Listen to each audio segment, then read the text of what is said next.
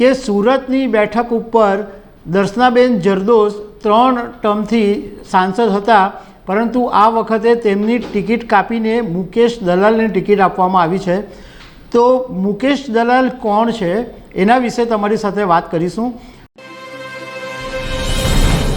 નમસ્કાર દર્શક મિત્રો, ભારતીય જનતા પાર્ટીએ ગઈકાલે બીજી યાદી જાહેર કરી।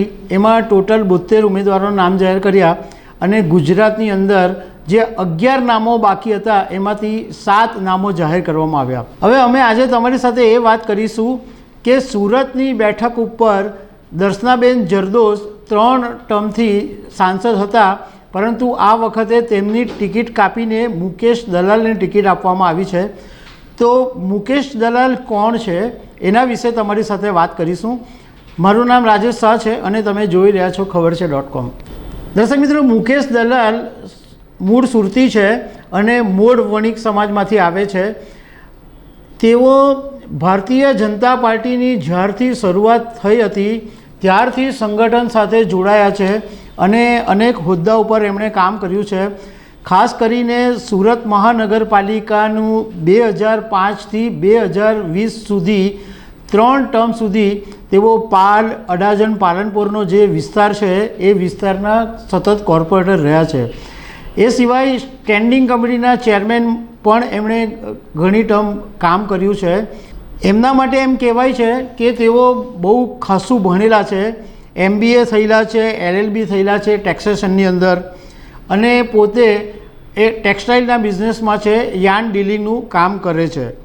આ સિવાય હમણાં થોડા સમય પહેલાં જ મુકેશ દલાલ સુરત પીપલ્સ બેંકના ચેરમેન પણ હતા, પણ એ પછી જ્યારે ચૂંટણી થઈ ત્યારે એમની હાર થઈ હતી।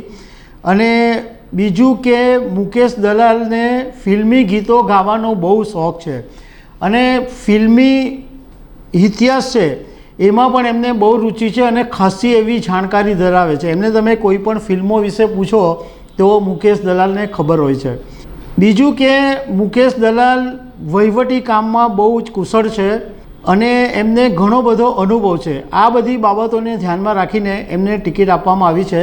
મુકેશ દલાલના નજીકના જાણકારો એમ કહે છે કે તેઓ આખા બોલા છે, એટલે મોઢા ઉપર ફટ દેખીના કહી દે એવા માણસ છે, પણ એમના સામે કોઈ વિવાદ નથી। એમની એકદમ પ્રામાણિક ઉમેદવાર તરીકેની એમની છબી છે।